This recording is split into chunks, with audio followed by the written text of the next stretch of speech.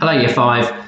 We are back on Anglo-Saxon, boy. It's been a few weeks since we last did a chapter of this, so you might want to go back to chapter 12 on YouTube, which I'll put a link for underneath this YouTube video, or you can just find it in the playlist, because I'll put this in the Anglo-Saxon boy playlist, so you might want to listen to chapter 12 before you start listening to this, chapter 13 of Anglo-Saxon, boy. This is called A Reckoning. So let's see what Magnus is up to. It was a hard winter, snow falling for days on end, rivers and streams and the water in the wells freezing over.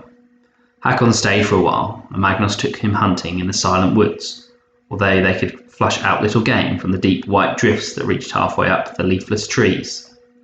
But soon Hakon had to go back to Thorny, and Magnus sank into gloom, passing his days dozing by the hearth in the hall. One dark afternoon, a messenger walked into the hall, a young housecarl Magnus didn't recognise.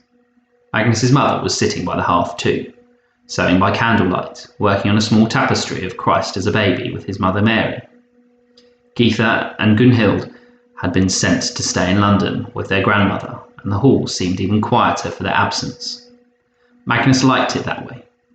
"My Lord Magnus, I come with a message from the king," said the housecarl, stopping a few feet from the hearth. He had snow on the shoulders of his cloak and looked frozen. Magnus kept his eyes on the fire, the word king, calling up an image in his mind of a sickly old man.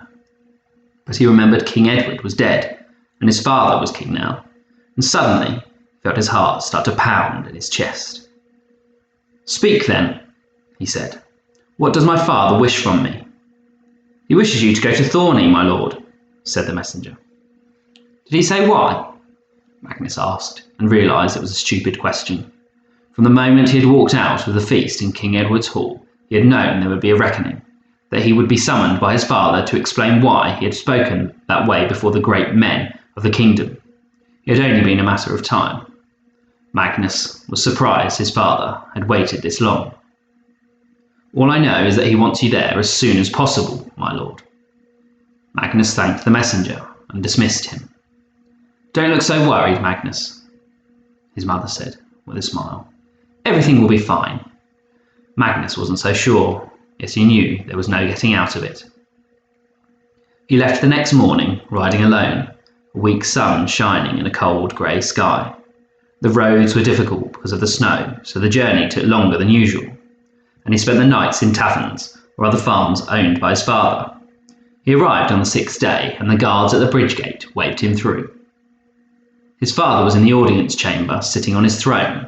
He was wearing a rich red gown of the finest cloth, and a circle of gold round his brow. There were others in the room, a couple of housecarls, several nobles and priests. His father was talking to Stigand, and looked up as Magnus entered. Their eyes met, but his father didn't smile, and he carried on talking. Magnus stood in the shadows, waiting. "Leave me now," his father said at last. "I wish to speak with my son." The room quickly emptied, several of the men casting Magnus pitying looks as they left. He felt sick, his stomach churning, and he wondered what awful punishment his father had in store for him. When everyone was gone, his father beckoned to Magnus to come and stand before him. Then the new king leaned back and stared at him, an elbow on one arm of the chair, hand on his chin, a finger tapping his lips. "So, Magnus," he said after a while, "we did not part on friendly terms last year. Is there anything else you want to say to me, or do you still feel the same?" "I'm sorry, father," said Magnus.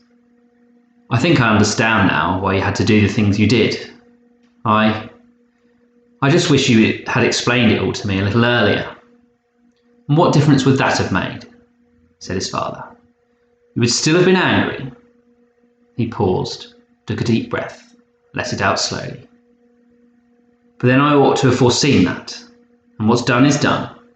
So I forgive you, as Stigand tells me I should. Apparently, forgiveness is the mark of a truly Christian king. And what about you, Magnus? Do you forgive me for what I did to Tostig, and to your mother?" Magnus met his gaze. I forgive you for what you did to Tostig." His father frowned, and for a moment it seemed that he might lose his temper. Magnus couldn't change the way he felt, though. He had to be honest, whatever the consequences. As far as he was concerned, his father had done his mother wrong, even if he thought it had been for a good reason. But his father just shook his head and looked resigned. "I suppose that's the best I can hope for," he said. Suddenly he leaned forward. "Do you still want to be my heir, Magnus?" Magnus was taken aback. "I didn't think you'd want me to be your heir, not after what I said," he spluttered. It was the last question he was expecting to be asked. He had long since convinced himself the great future he had glimpsed had vanished, like the snow melting in the fields, and his father would choose another heir. "I didn't, at least not to begin with," said his father. "Then I realised it took courage to stand up to me like that, and I thought perhaps I should give you another chance. But I need to know I can rely on you, that you won't let me down again." "Of course you can, father. There is some way I can prove it to you." "Well, there might be something you could do." His father stroked his moustache with a finger and thumb. "It would be difficult and dangerous, though." "That doesn't worry me, father. Tell me what it is and I'll do it." "Very well," said his father. "You can spy on Tostig for me." Magnus felt his face stiffen, his eager expression freezing. He couldn't help thinking his father had set a trap for him and he had just sprung it.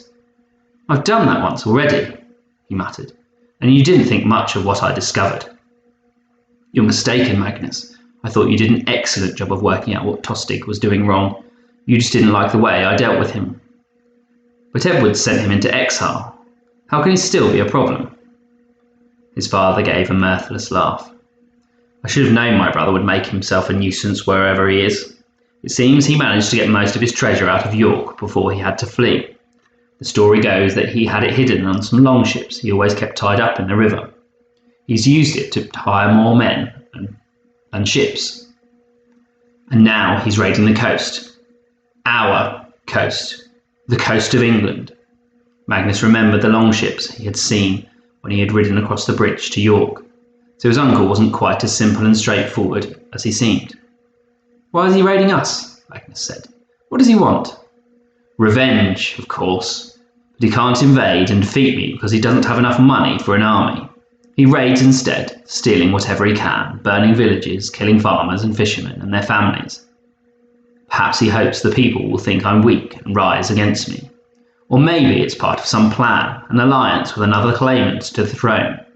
That's what I need to know." Silence fell between them. Magnus thought about Tostig, turning it all over in his mind. "But how would I do it?" he said at last. "What would I say to him?" "You could take a ship and some housecarls who are loyal and know how to keep their mouths shut. Hakon will choose them for you. Then you just tell Tostig you're on his side. Keep your ears open and report back to me when you can." "But why would Tostig trust me? In York I let him know I didn't agree with what he was doing in the north. And I'm your son. I was there in Oxford when you told him he was being sent into exile. He saw me there with you." "That's the beauty of it, Magnus," said his father. "He did see you there, which means he saw how shocked you were. We can be sure he also heard all about what happened at the feast. As far as he knows, you hate me for what I did to him and to your mother, so he will trust you, whatever you said in York." "But can I trust you, father?" said Magnus, words forming in his mind and flying out of his mouth before he could stop them. He was sure his father would be angry this time, but the king leaned back in his throne and smiled once more. "That's up to you, Magnus," he said. "I cannot decide that for you." Magnus thought for a moment. His father had clearly plotted everything out, but then perhaps that's what kings had to do. And it occurred to Magnus that he should be taking care of his own future. Magnus loved the idea of being his father's heir, and he couldn't help feeling this was all like wading across a river. He had come too far to turn back, so he might as well carry on. "I will do as you ask, my lord," he said at last, and knelt before the king.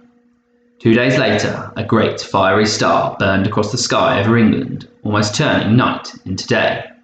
The priest said it was an evil omen, that it meant war and famine and death were coming, and for a while the churches were packed. But Magnus had already set out in search of Tostig.